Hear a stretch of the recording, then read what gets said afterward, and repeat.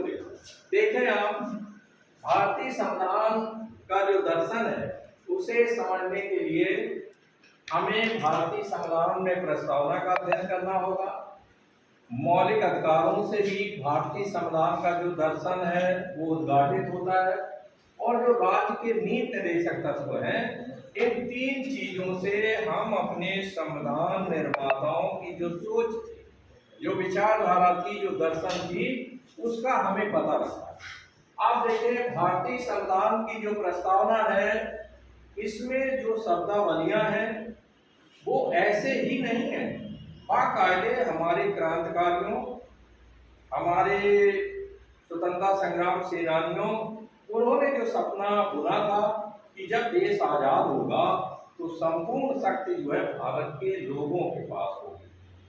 तो प्रस्तावना के जो प्रथम शब्दावली है, we the people of India, हम भारत के लोग, इससे ये पता लगता है कि संपूर्ण शक्ति जो है वो भारत के लोगों में निहित है और शासन को अंतिम रूप में संचालित करने वाले भारत के लोग ही, ठीक है। और भारत के लोगों में से ही कुछ लोगों को मंत्री, विधायक और सांसद इत्यादि बनाया जाता है। तो पता ये लगा अपने ही लोगों के बीच में से कुछ लोगों को चुना जाता है और वो भारत के लोगों के लिए, उनकी सुविधाओं के लिए नियम और कानून बनाते हैं।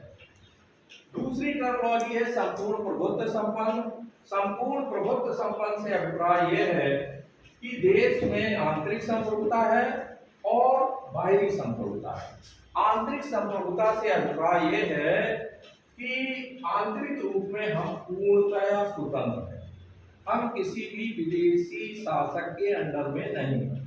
और बाहरी संप्रभुता के अभिप्राय यह है, ये बाहरी संप्रभुता से अभिप्राय यह है कि हम विदेशी बंधनों से मुक्त हैं। और आंतरिक संप्रभुता से अभिप्राय यह है कि देश के अंदर जो भी संगठन, संस्थाएं, लोग निवास करते हैं वो सब राज्य नामक संस्था का पालन करते हैं, उसके आदेशों का पालन करते हैं, कानूनों का पालन करते हैं। इसके बाद एक टर्म आता है समाजवादी। समाजवादी शब्द प्रस्तावना में प्रारंभ में नहीं था।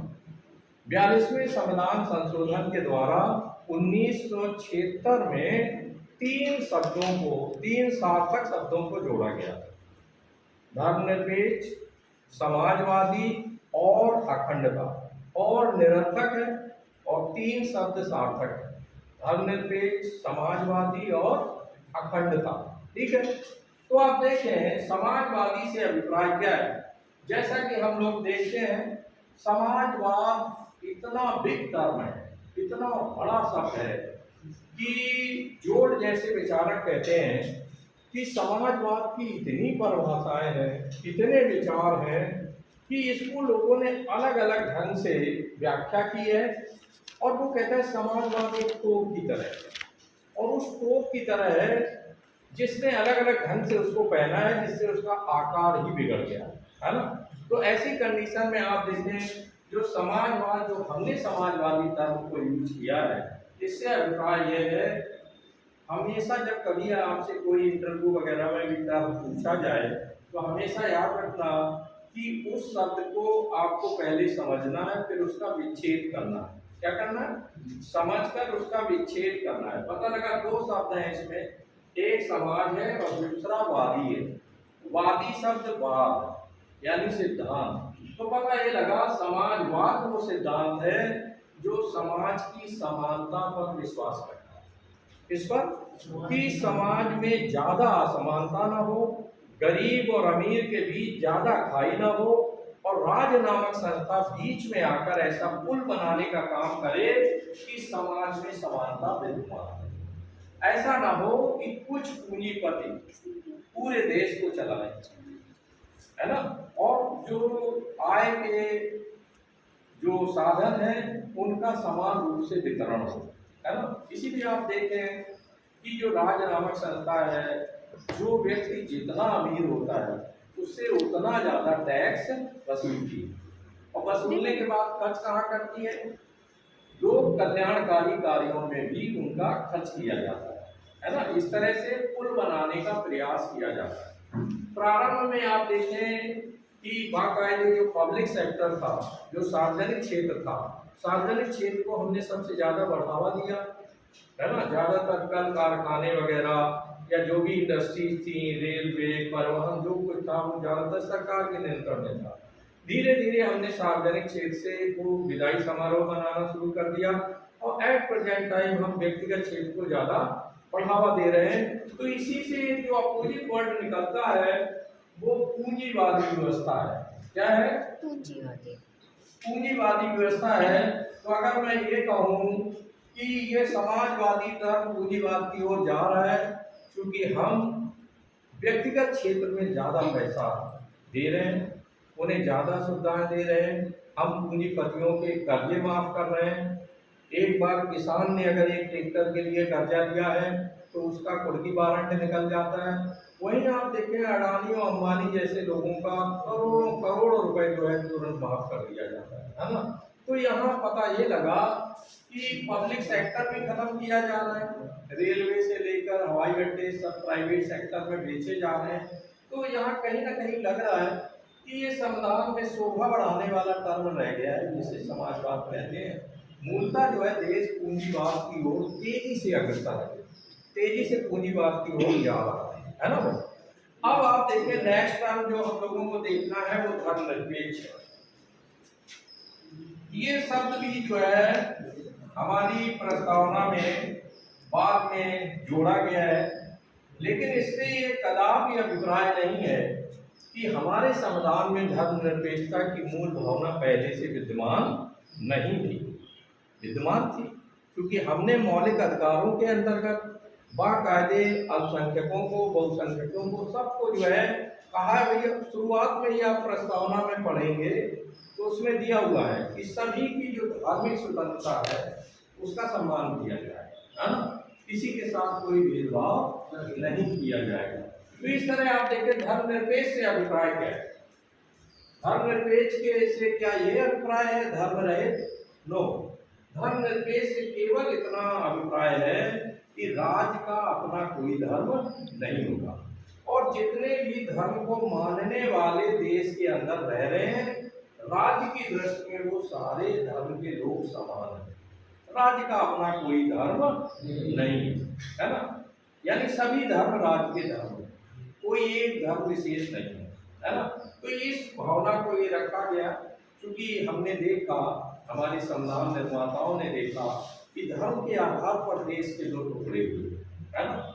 और उसके बाद आप देखें जब साथ में भी रह रहे हैं तो भी तमाम तरह के विभेद हमें दिखाई दे रहे हैं। तो ऐसी कंडीशन में ये हुआ कि ये धर्मनिरपेक्ष जो टर्म है ये प्रोग्रेसिव है, प्रगतिशील है, और धर्म के आधार पर चलना ये पिछड़ी सोच का प्रतीक है ना। क्योंकि अगर हम इस धर्म सापेक्षता को लिए हुए आगे बढ़े और जितने भी दुनिया में देश हैं अगर वो सब के सब धर्म सापेक्षता का राग अलापने लगे तो सोचें कि हमारे जो लोग हैं जो आज अमेरिका में लोहा मनवा रहे हैं, अगर अमेरिका वालों को ये एहसास हो जाए कि यार ये हिंदुस्तानियों को हम कहीं उपराष्ट्रपति बना रहे हैं, उपराष्ट्रपति बन चुकी हैं, है ना, या बड़े बड़े संवैधानिक पदों से कहीं वो भी यही राग अलापने लगे, नहीं नहीं नहीं भाई जो है हम अन्य धर्म वालों को या अन्य देश वालों को नहीं पिरसो देंगे, है ना। तो इससे क्या होगा, ये पिछड़ी सोच हो जाती है। जो लोग ये इसे हम कहेंगे मध्यकालीन सोच, मध्यकाल में ये सोच सही थी, बट नाउ जो प्रगतिशील दौर में हम लोग रह रहे हैं, अगर हम इस समय भी धर्म सापेक्षता का राग अलाप रहे हैं तो इट मीन्स ये है कि हम मध्यकाल की ओर जा रहे हैं, यानी इस सोच में कहीं कुछ नहीं है। अच्छा ये बताएं, अगर हम किसी भी देश को धर्म प्रधान बना देंगे तो क्या देश की समस्याओं का समाधान हो जाएगा? भाई धर्म तो व्यक्तिगत चीज है, धर्म क्या है? व्यक्तिगत। कोई ऐसे पूजा कर रहा है, कोई ऐसे कर रहा है, आज उसी को रहा है ना। तो इसमें अननेसेसरी कि नहीं नहीं नहीं नहीं मेरी पूजा पद्धति और यही चलेगी, बाकी की नहीं चलेगी, ये पिछड़ी सोच का प्रतीक है। तो आप देखिए धर्मनिरपेक्ष हमारे संविधान बिल भी चाहते थे कि आफ्टर ऑल अगर देश को हमें बहुत आगे ले जाना है और ये धर्म के बेकार के झगड़ों में देश को नहीं उलझाए रखना है, तो ऐसी स्थिति में हमें धर्मनिरपेक्षता के कंसेप्ट को अपनाना होगा। और दुनिया में जितने भी विकसित देश हैं, जितने भी ताकतवर देश हैं, वो सब के सब धर्मनिरपेक्ष हैं। और जो धर्म सापेक्ष हैं, वो आप जो है अफगानिस्तान में जाकर तालिबानी शासन का नजरिया देख लो, जो कि धर्म सापेक्ष है ना। महिलाओं को पढ़ने नहीं दिया जा रहा, बच्चियों को गोली मार दी जाती है स्कूलों में। क्योंकि जब ये सोच आगे बढ़ती है ना, धर्म को हम दक्षिणपंथी सोच से भी जोड़ते हैं। जब धर्म बहुत ज्यादा और रूढ़वाद की ओर धर्म बढ़ जाता है, तो धर्म हमें पीछे की ओर ढकेलने लगता है। धर्म से मानवता की विदाई हो जाती है ना। और दूसरे धर्म के लोग, सांप्रदायिकता क्या है? संविधान निर्माता नहीं चाहते थे कि देश में सांप्रदायिकता रहे, इसीलिए धर्मनिरपेक्ष धर्म को अपनाया गया। कि धार्मिक होने का अर्थ क्या है? धार्मिक होने का अर्थ यह है कि जो भी हमारी अपनी पूजा पद्धतियां हैं, उसके अनुसार हम साकार या निराकार ईश्वर की आराधना करें, कोई बुराई नहीं। धर्म के अनुसार चोटी रखें, धर्म के अनुसार दाढ़ी रखें, है ना। चाहे एंटीना ऊपर लगाएं या नीचे लगाएं, कोई प्रॉब्लम नहीं है ना। तो ये हमारा अपना भाई विचारधारा है ना। लेकिन आफ्टर ये सांप्रदायिकता है जब हम दूसरे धर्म के लोगों के लिए गड्ढा खोलने लगते है ना। सांप्रदायिक व्यक्ति कब हो जाता है? हसन सर अगर अपने धर्म को मान रहे हैं तो वो धार्मिक है, सांप्रदायिक नहीं है। क्योंकि हम सभी धर्मों के उत्थान के बारे में बराबर से सोचते हैं, है ना। हम चाहते हैं सभी धर्म के लोग बराबर से इक्वली आगे बढ़े, है ना। और जब मेरे अंदर ये भावना आ जाए, नहीं नहीं नहीं, मेरे धर्म के लोग आगे बढ़े, है ना, और बाकी धर्म के लोगों को कोई बड़ी सी टोकरी लाकर उसमें डाल दिया जाए, है ना, या गड्ढा खोद के गाड़ दिया जाए, इस तरह की जब सोच व्यक्ति के अंदर आती है तब वो सांप्रदायिक कम्युनल कहते हैं, है ना। तो हमें कम्युनल नहीं बनना, क्योंकि ये शैतानी विचारधारा है। कैसी है? ये ईश्वरी विचारधारा नहीं है। कम्युनल होना ईश्वरी नहीं है, क्योंकि अगर ईश्वर कम्युनल है क्या? सांप्रदायिक है। अगर ईश्वर सांप्रदायिक होता तो जाहिर है कि वो भेदभाव करने लगता। इसके अवस्थी के घर में पानी बरसता, हसन सर का घर ऐसे खाली रह जाता, हवा भी बांट दी जाती। क्यों भाई? कि उधर बस हवा पहुंचाना है, इधर का बंद कर दो, इस साइड नहीं जाना। तो ये कोई बंटवारा नहीं। सूरज सुबह से निकलता है, क्या वो बंटवारा करता है? या कहाँ हिंदू रह रहा है, कहाँ मुस्लिम, कहाँ सिख है, ईसाई है। जब ईश्वर विभाजन नहीं कर रहा है तो हु आर वी, हम कौन हैं जो आखिरकार आपस में बंटवारा कर रहे हैं, है ना, धर्म के आधार।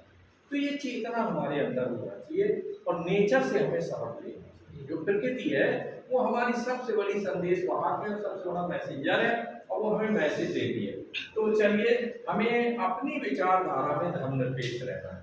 अगर कहीं इंटरव्यू देने गए और आपके चिंतन से ऐसा कुछ आलोक मिला कि आप धार्मिक नहीं बल्कि सांप्रदायिक हैं, तो मुझे लगता है नंबर गोल हो जाएगा, कितना भी किसी का भी शासन बना। चले, नेक्स्ट टर्म जो आता है वो है लोकतांत्रिक। एक टर्म यूज हुआ है लोकतांत्रिक। सिंपल सी बात है कि देश में लोकतंत्र विद्यमान है ना। लोकतंत्र के दो पक्ष होते हैं, प्रत्यक्ष लोकतंत्र और अप्रत्यक्ष लोकतंत्र। तो हमारे यहाँ जो है अप्रत्यक्ष लोकतंत्र विद्यमान है, और दुनिया के जितने भी विशाल देश हैं, बड़े आबादी वाले देश हैं, उन सभी में अप्रत्यक्ष लोकतंत्र ही विद्यमान है। प्रत्यक्ष लोकतंत्र के माने यह है कि जब जनता सीधे सीधे अपने नीति नियंताओं का चुनाव करती है ना। और अप्रत्यक्ष लोकतंत्र से अभिप्राय यह है कि जब आबादियां बड़ी होती हैं, विशाल आकार के देश होते हैं, तो जनता अपने प्रतिनिधियों का चुनाव करती है। वो खुद निर्णय नहीं लेती है, बल्कि अपने प्रतिनिधियों के माध्यम से निर्णय लेती है। तो आप देखें कि अप्रत्यक्ष लोकतंत्र हमारे यहाँ विद्यमान है। लोकतांत्रिक व्यवस्था के अंतर्गत हमने संसदीय शासन प्रणाली को अपनाया है ऐसे शासन में, और राज्य और केंद्र के आधार पर हमने जो है संघात्मक और एकात्मक शासन प्रणाली का जो मिश्रण है उसको अपनाया। आप देखें लोकतंत्र क्या है? क्या लोकतंत्र केवल एक वोट डालने वाला सिस्टम है कि बस वोट डाल दिया, हमने लोगों को चुन लिया और बस यही लोकतंत्र है। अगर सही मायने में कहा जाए तो जनता का शासन, जनता का तंत्र तभी बनता है, लोकतंत्र का जो प्राण है और लोकतंत्र के जो पिलर्स हैं वो चार हैं। लोकतंत्र किसी देश को सही मायने में हम तभी कहेंगे जब वहाँ समानता विद्यमान हो। क्या होनी चाहिए? समानता हो, स्वतंत्रता हो, यानी सबको अपने विचार अभिव्यक्त करने की आजादी हो, है ना। ये नहीं पता लगा किसी ने विचार व्यक्त किए और कहा उठाओ उस पर गैंगस्टर लगा अंदर डाल, है ना। तो विचारों की स्वतंत्रता होनी चाहिए, आने जाने की स्वतंत्रता होनी चाहिए, व्यापार की स्वतंत्रता होनी चाहिए, है ना, और शादी विवाह की भी स्वतंत्रता होनी चाहिए। हाँ, ये जो लव जिहाद एक्सेट्रा है, ये जो अपने प्रयोजन के लिए ये टर्म डेवलप किए जा रहे हैं, ये सब बकवास है और ये पूरी तरह से अवैज्ञानिक सोच है ना। इसमें कहीं कुछ नहीं, जो हमारे राजनेताओं ने इन शब्दों का निर्माण किया है ना। आगे बढ़े तो समानता, स्वतंत्रता, भाईचारा। अब आप देखें क्या भाईचारा विद्यमान है? अगर हम अपने देश की ओर अवलोकन डालें, दृष्टिपात डालें, तो देश बट रहा है और देश को बांटा जा रहा है। हम अंदर रह रहे हैं देश के अंदर, लेकिन इस तरह से नेता लोग माहौल खराब कर दे रहे हैं कि कहीं धर्म के आधार पर बंटवारा दिखाई दे रहा है, कहीं जाति वाले में आज ब्राह्मण समाज का की मीटिंग है, फिर दूसरे दिन पता लगा यादव समाज की मीटिंग है, तीसरे दिन ब्राह्मण समाज की मीटिंग है। पता लगा एक ही देश में there are so many sects, है ना। क्या ये वास्तव में इस बात भाईचारे को बहुत ज्यादा दिखाते हैं? सब अपना अपना तंबू लिए हुए अपना अपना ऊंचा कर रहे हैं, झंडा ऊंचा रहे हमारा। After all we are same country में, और सब एक दूसरे की लेकर के हमें चिंता रहनी चाहिए। तो आप देखें लोकतंत्र माने भाईचारा, और अंतिम टर्म है न्याय, कि न्याय का हमेशा, है ना। अगर न्याय के हम पूरक नहीं है, और न्याय आर्थिक न्याय, सामाजिक न्याय, धार्मिक न्याय, हर तरह का यानी न्याय बरतना है। तो ये चार जो है दे आर द बेस। केवल चुनाव नहीं है कि हमने 5 साल बाद गए और भाई वोटिंग मशीन से या बैलेट बॉक्स जो भी आपने यूज किया, ये केवल लोकतंत्र नहीं है। जब भी आप देखें, जब पश्चिमी जो बहुत सारी रिपोर्ट्स हमारे देश के बारे में आती हैं, तो वहाँ जो इंडेक्स रिपोर्ट आ रही है उनमें कई एंगल से हम पिछड़े हैं, हम सही लोकतंत्र नहीं है ना। तो ऐसी कंडीशन में वो बात अलग है, हम दुनिया के सबसे विशाल लोकतंत्र है ना। और कोई अगर बोल आता है विदेश में जा करके कि हमारे देश में अच्छा नहीं चल रहा है कुछ, क्यों भाई कोई बोल आया है क्या? तो अगर कोई बोल आता है, भाई जाहिर है यहाँ पीड़ित नहीं बोल पा रहा, वहां बोल दिया तो हमारे देशद्रोही है, ऐसा बोला है। अरे भाई कितना पिसेगा आदमी, है ना। अभी पुलिस पहुंचा दी गई, अगले ने कोई लेक्चर दिया, उसके यहाँ पुलिस भेज दी गई भाई, जो है ना। इतना विपक्ष का इतना बड़ा नेता, और आफ्टर छोटे मोटे मुद्दों को लेकर के किसी को बेवजह परेशान करना, ये अच्छी बात नहीं है। नेक्स्ट टर्म है गणराज। क्या है भाई? ये टर्म क्लियर है ना आप लोगों को? गणराज्य से अभिप्राय क्या है? गणराज्य यानी देश का जो राज्य प्रमुख होगा उसका जनता के द्वारा चुनाव होगा। ये बहुत कुछ इससे मिलता जुलता टर्म है, याद रखना।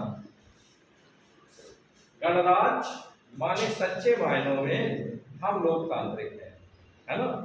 तो गणराज्य से अभिप्राय ये है कि जो राज्य का मुखिया है उसका जनता चुनाव है। जैसे राष्ट्रपति का चुनाव कौन करता है? जैसे ब्रिटेन को ले लें, ब्रिटेन में राजतंत्र है, हमारे यहाँ गणतंत्र है। तो गणतंत्र से अभिप्राय यह है कि जो राज्य का मुखिया है, जो हेड ऑफ द स्टेट है, उसका हम चुनाव करते हैं। वहाँ क्या होता है ब्रिटेन में? आनुवांशिक है, उसका बेटा अभी जैसे किसकी डेथ हुई भाई, एलिजाबेथ, और उसके बाद उनके बड़े बेटे प्रिंस चार्ल्स वो वहाँ के महाराजा बन गए, राजा बन गए। तो वहाँ आनुवांशिक है। हमारे यहाँ चूंकि लोकतंत्र है और लोकतंत्र के अंतर्गत हमने गणराज्य को अपनाया है, इससे ये अभिप्राय है कि जो राज्य का मुखिया है वो आनुवांशिक नहीं है और उसका चुनाव जनता के द्वारा किया जाए। और लोकतंत्र में जो भी भावनाएं हैं वो इस गणराज्य में ही निहित हैं, और जो पहले हमने वर्ड यूज किया था हम भारत के लोग, ये इसका भी प्रतीक है कि गणराज्य बनाने में भी हमारे भारत के लोगों का ही योगदान, ठीक है, क्योंकि हम ही तो राष्ट्रपति को चुनते हैं, है ना। और हमने कहा नहीं, हम उसे आनुवंशिक नहीं रखेंगे। पता लगा हम अपने पड़ोस में झीझक के पास वाले एक ऐसी व्यक्ति को देश का सर्वोच्च पद दें, कहीं हम अब्दुल कलाम आजाद को बनाएंगे। ये नहीं है कि पता लगा एक ही खानदान के लोगों को हम बराबर आनुवंशिक रूप से बनाते रहे, ठीक है। नेक्स्ट आप देखें, इससे अभिप्राय ये है, नेक्स्ट सामाजिक, आर्थिक और राजनीतिक न्याय। नेक्स्ट 7 नंबर लिखो भाई, न्याय मिलो। आप देखें हमारे जो संविधान निर्माता थे और जो स्वतंत्रता संग्राम सेनानी थे, उनका सपना था कि समग्र न्याय देश में विद्यमान हो, है ना। सामाजिक न्याय हो, आर्थिक हो और